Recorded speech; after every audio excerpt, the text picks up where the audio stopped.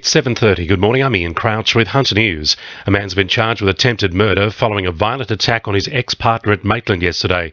The 23-year-old's accused of hitting the 38-year-old over the head with a hammer during a domestic dispute at a house in Catherine Street. Neighbours say the woman ran from the home screaming, "Help me," while covered in blood. She's recovering in the John Hunter Hospital while her alleged attacker is due to front court today. Ausgrid workers in the Hunter will find out today if they still have a job. Around 600 positions are set to be cut in Sydney, the Hunter and the Central Coast, with about 250 workers to be made redundant in our region. Wallsend MP Sonia Hornery believes the loss of key staff will compromise the reliability of the electricity network. Obviously, when you lose people who have great skills, you also lose the integrity and the reliability of the network, which is something that I've always predicted would occur with job losses in Ausgrid. And we've had a kind of cold winter that people don't need to be losing power. The state government will attempt to get Parliament's approval to officially close the Newcastle inner-city rail line instead of waiting for a court ruling on whether it can happen or not. The Herald reports the Transport Minister will give notice today of a bill to close the line and rip up the tracks, allowing the government to forge ahead with its plans to build light rail. It's claimed the new legislation will avert a cost blowout and further delays to the project. The ice epidemic in the Hunter could soon be a thing of the past, with tough new laws cracking down on those who manufacture or deal the drug. The state government has announced those convicted of manufacturing or dealing the illegal substance could face life behind bars. Parliamentary Secretary for the Hunter, Scott McDonald, says ice is a serious issue in the Hunter. Ice is certainly a growing problem in our communities. I've been talking to police, visiting rehab centres. It is really going to be a scourge on our community. It already is, and we've really got to jump on this.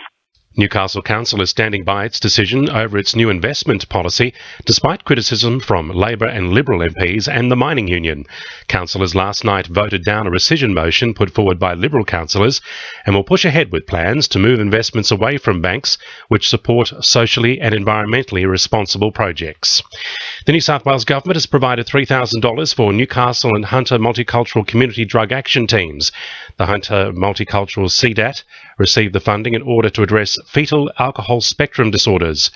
Newcastle CDAT chairperson Tony Brown says combating alcohol and drug problems in the Hunter will prevent the spread of FASD. We know that fetal alcohol spectrum disorders are the single most common form of non-genetic birth defects, and it's also primarily preventable. So by increasing awareness amongst the community, offering support to just not women but their partners and those working in the health fields to work together in Newcastle to prevent this big issue, we know we can really make things much better.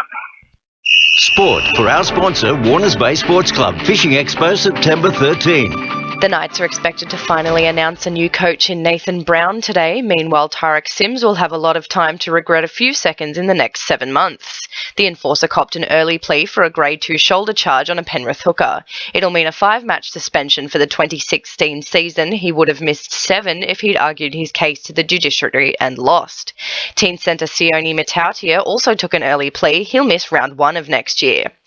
The Jets W League is set to play in a double-header against Melbourne City later this year at Hunter Stadium. The team usually plays in suburban grounds but is confident the size of the stadium won't throw off their game. Their thrilled family and friends will be able to watch them play in the arena. And Gilliston Heights' Maddie Elliott has been named Australian Paralympic Swimmer of the Year. She receives the honour after taking out 7 medals at the IPC World Championships in Glasgow earlier this year. That's sport. I'm Sally Spicer. To NURFM News Time, 26 to 8.